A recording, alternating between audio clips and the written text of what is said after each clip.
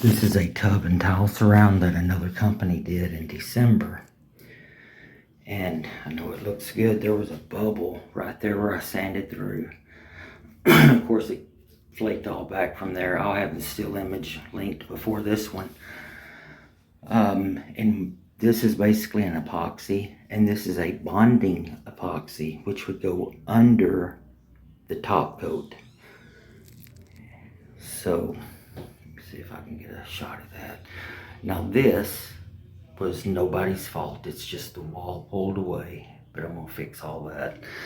But if you can see how good this is covering all the grout lines, and then we go down to like this, or just kind of scan around, and it's not covering the grout lines.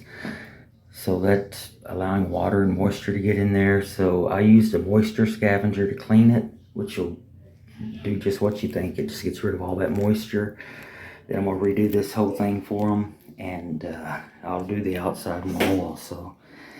Had a ton of runs in it down so much that it would get a gloss to it, and putting it in real thin coats.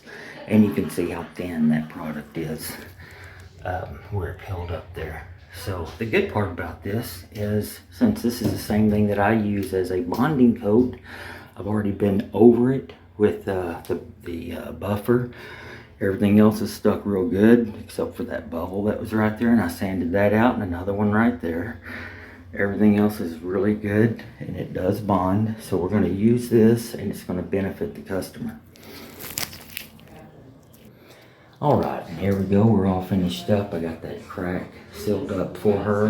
I went ahead and took care of the grout that I thought was going to be an issue in the upcoming weeks, and got the bathtub completely redone all the way out to the end wall. Recaulked that, and she's got a little slip resistant resin on the end of it there.